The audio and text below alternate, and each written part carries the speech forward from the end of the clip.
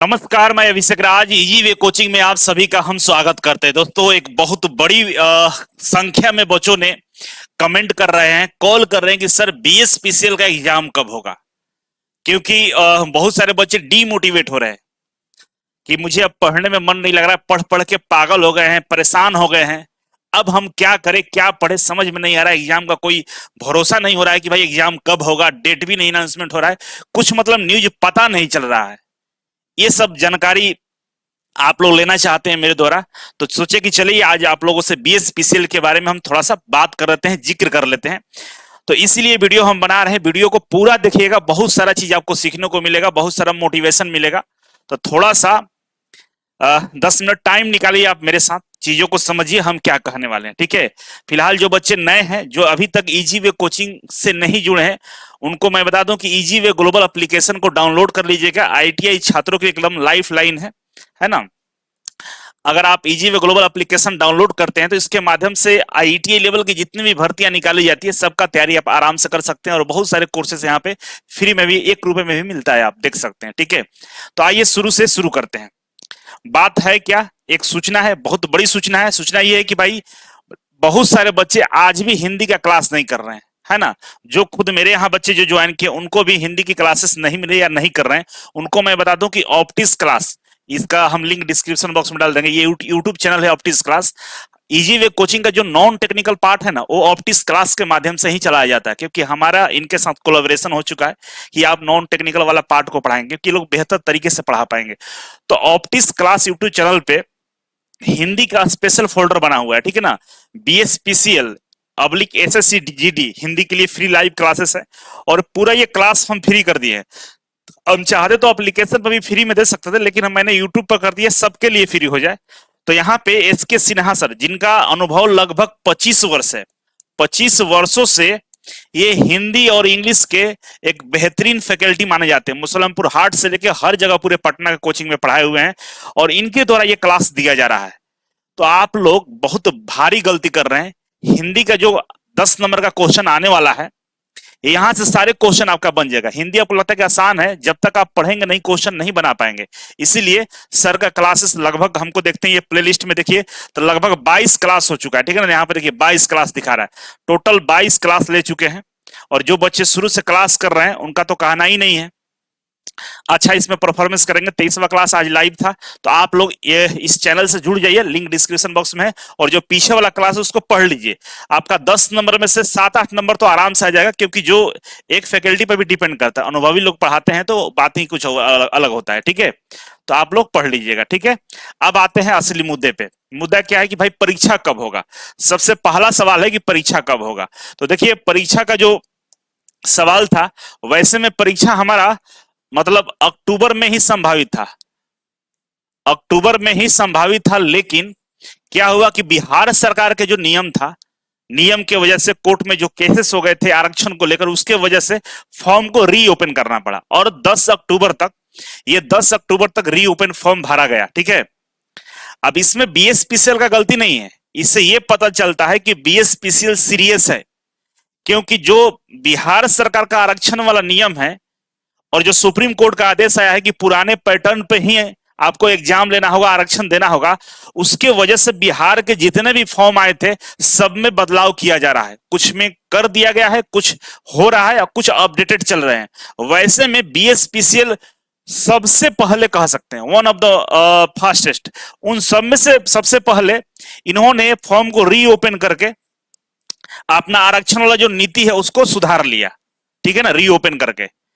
अब इससे बात ये पता चलता है कि बीएसपीसीएल सीरियस है, बिजली विभाग सीरियस है, काम को जल्दी जल्दी कर रहा है। नहीं तो इस काम के लिए वो डिले कर सकता था, जनवरी फरवरी तक भी आपको रीओपन करके फिर से फॉर्म भरवाता। लेकिन आप देखेंगे जितना भी डिपार्टमेंट है, सब में सबसे पहले इन्होंने रीओपन करके अपना काम कर लिया, आरक्षण वाला काम को खत्म कर लिया। तो हम कह सकते हैं कि बीएसपीसीएल बहुत तेजी से एग्जाम की तरफ बढ़ रहा है। ठीक है। वैसे में जो अक्टूबर का महीना है, इसी में दुर्गा पूजा आ गया, दीपावली है, छठ है।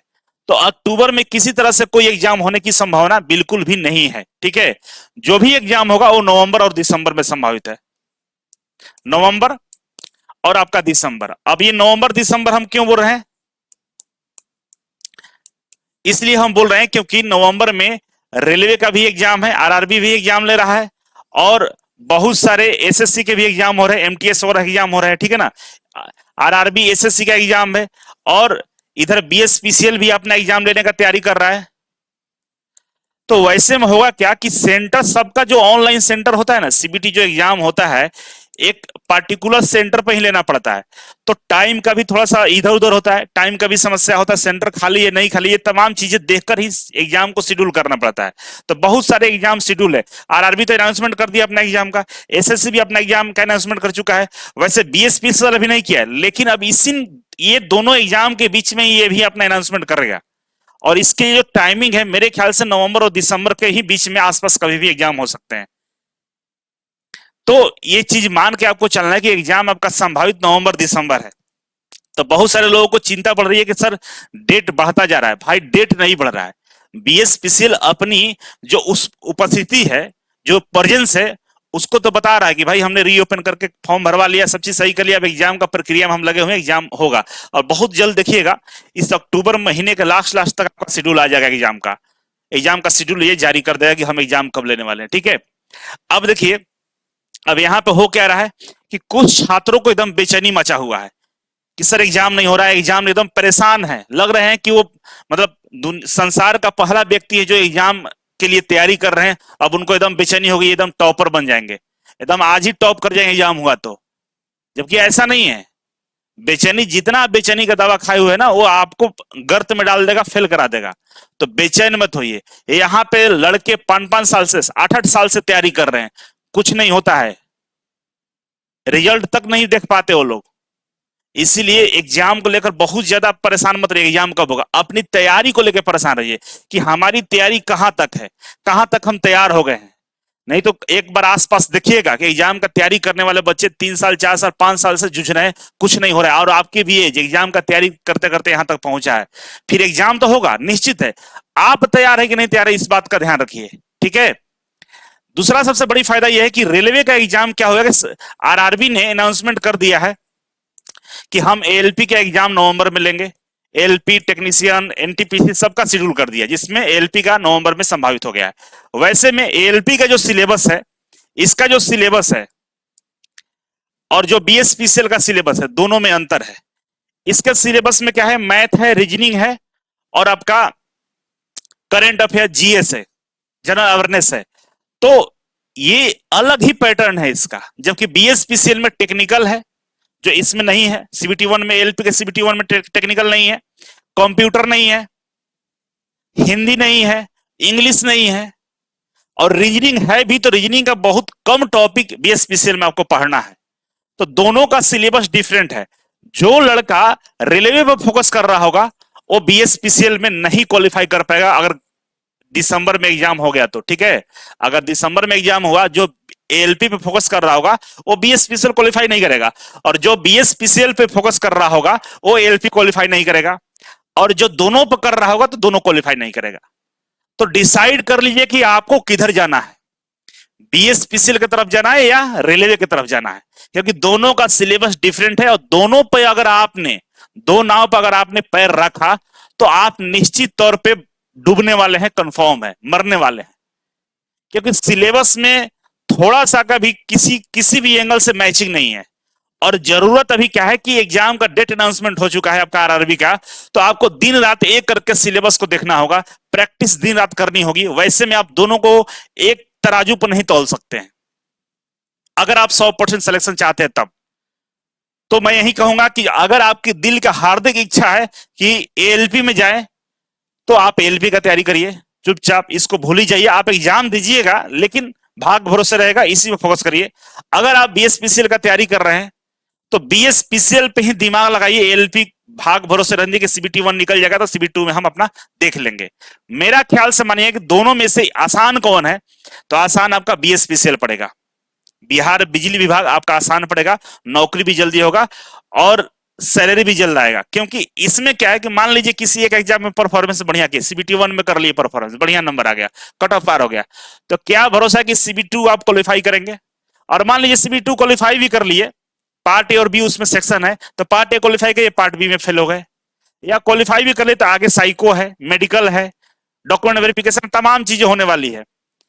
और वहां पे कहीं भी आप फेल हो सकते हैं, क्योंकि आपकी कंपटीशन पूरे भारत से है। और बिहार वाला में क्या है, बीएसपीसीएल में सिंगल एग्जाम है।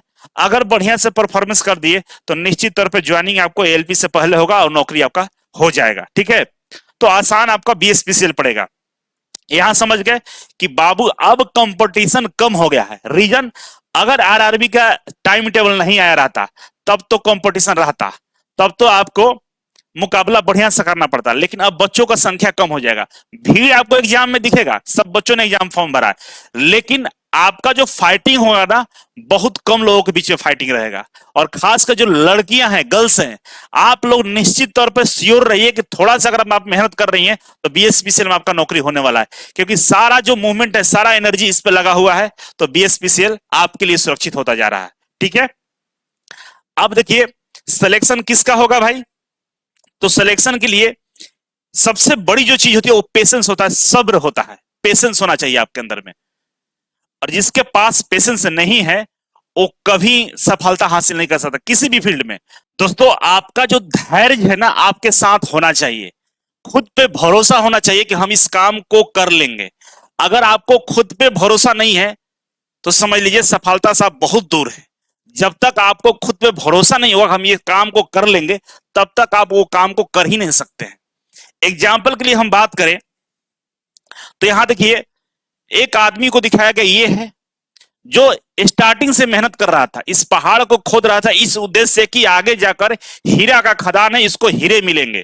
ठीक है ना, और सच में हीरा का खदान था, इसी विश्वास के साथ में ये मेहनत कर रहा था। कुछ दिन मेहनत करने के बाद जब ये इसका खदान मिलने वाला था हीरा का, तब तक ये लीव कर जाता है, छोड़ देता है इसे खोदना, बोलता है कि नहीं, यहां पे नहीं होने वाला, नहीं मिलेगा हीरा, खत्म हो गया, झूठ मूठ के हम प्रयास कर रहे थे। और यहीं पे आदमी फेल कर जाता है। जैसे जितना आपको दर्द होता है ना, जितनी अंधेरी रात होती है, रात की अंधेरा जितना बढ़ता जाता है, समझ लो कि सवेरा का शुरुआत होने वाला है। रात के जब 12 बजते हैं ना, तो 12 बजने के बाद ही दिन की शुरुआत होती है। सूरज का आगमन शुरू हो जाता है 12 बजे रात के बाद। हमको 3-4 बजे तक लगता है कि नहीं यार, रात कट ही नहीं रही है, लेकिन वहीं 1-2 घंटे और वेट करिए, सुबह होती है और सूरज की रोशनी दिखाई देती है। तो आपको भी ये रोशनी दिखाई देगा। आप यहां से काम करते करते थका महसूस करेंगे, इतना थका महसूस करने की छोड़ने का भी मन करेगा, लेकिन छोड़ना नहीं है बाबू। अगर आपने छोड़ दिया तो आप निश्चित तौर पर हार चुके हो, हार मान लिए हो।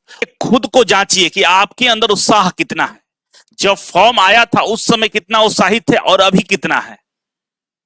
अपने मोटिवेशन को बना करके सेल्फ मोटिवेट रहिए। याद करिए कि अगर आप बीएसपीसीएल का एग्जाम क्वालिफाई करते हैं तो लगभग 50,000 के आसपास सैलरी आपको मिलेगा, जिंदगी पूरा सेटल हो जाएगा। और ये 1-2 महीने में होने वाला है। मतलब आज आप एक गरीब हैं, आपके पास 100 रुपए का अभाव है, जेब में पैसे नहीं है, लोग आप पे हंसते हैं, और यही 2 महीने बाद आपकी जिंदगी 360 रोटेशन लेगी और आप एक बहुत अच्छे काबिल इंसान बन जाएंगे। थोड़ा सा और मोटिवेट रहेंगे तो थोड़ा सा और मोटिवेशन की जरूरत है। आप बने रहिए, आप इस चीज को छोड़िए नहीं। और मोटिवेशन के साथ बाबू स्मार्ट वर्क करना पड़ता है। अगर आपका पढ़ने का तरीका गधों जैसा है तो कभी घोड़ा नहीं बन पाइएगा, क्योंकि स्कूल की पढ़ाई, कंपटीशन की पढ़ाई, दोनों में बहुत फर्क होता है।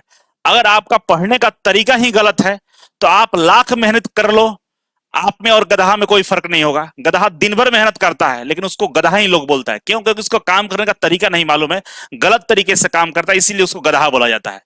तो आप जरा देखिए, अपने अंदर झांकिए कि क्या आप गधों वाला तो काम नहीं कर रहे हैं। आपको स्मार्ट वर्क करना पड़ेगा। देखिए ये गधों की भीड़ है।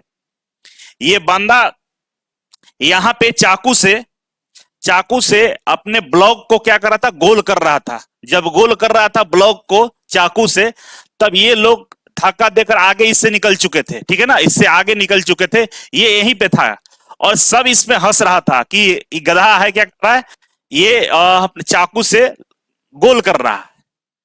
जबकि यही स्मार्ट वर्क है। शुरू में टाइम लगता है, सबको टाइम लगता है, लेकिन जब आपके अंदर शार्पनेस आ जाती है, आपका लेवल बढ़ जाता है, तो फिर आप जिस स्पीड से दौड़ते हैं ना, सब लोग आपके पीछे हो जाते हैं। देखिए जब इसकी स्मार्टनेस बढ़ी, ये अपने स्मार्टनेस में कामयाब हुआ, तो देखिए कितना तेजी से आगे निकल गया। तो पढ़ाई भी ऐसा ही है, कंपटीशन की पढ़ाई भी ऐसी ही होती है। गधों वाली काम नहीं करना होता है। गधा वाला काम का मतलब कि सर सब मैंने सब मैंने पढ़ लिया, अब क्या पढ़ें, और बता दीजिए अब क्या पढ़ें, और क्वेश्चन दीजिए, और क्वेश्चन दीजिए। ये गधों वाली बात होती है। ठीक है, आपने सब पढ़ लिया, तो ठीक है, जो पढ़ा था ना, मॉक टेस्ट था, जो मॉक टेस्ट 1 था, उसका सेट लगा कर देखो कितना नंबर आ रहा है। क्या आपका नंबर 90 प्लस आ रहा है? क्या 99 प्लस आ रहा है? नहीं आ रहा। मतलब आप फिर नया क्वेश्चन पढ़ के नया कंफ्यूजन क्रिएट कर लीजिएगा। जो चीज आपके पास है ना, उसको सही करिए। सिलेबस को ही स्टडी करना होता है, सिलेबस को सही करना होता है। तो आप देखिए कि हमारा जो क्वेश्चन गलत हो रहा है, वो कहां गलत हो रहा है, हमारे अंदर कहां कमी है, सोचने में दिक्कत है, पढ़ने में समस्या है, या कंसेप्ट क्लियर नहीं है, या मुझे मेमोरी लॉस है, क्या प्रॉब्लम आ रही है वो देखिए। और जो क्वेश्चन बार बार गलत हो रहा है, उसको कहीं लिख के रख लीजिए, उसको बार बार देखा करिए, प्रैक्टिस करिए कि गलत हो क्यों रहा है, कंसेप्ट नहीं क्लियर हो रहा है। सर से दोस्त अपने सर से दोस्तों से सलाह लेकर उस कंसेप्ट को क्लियर करिए। यही सिलेक्शन का उचित रास्ता होता है। हर बार नया चीज पढ़ेंगे तो एग्जाम में आपका क्वेश्चन नहीं बनने वाला है, नया नया करते रह जाएंगे। जो आपके पास है उसको संभालिए, सिलेबस को तैयार करिए, नया पढ़ने का प्रयास मत करिए।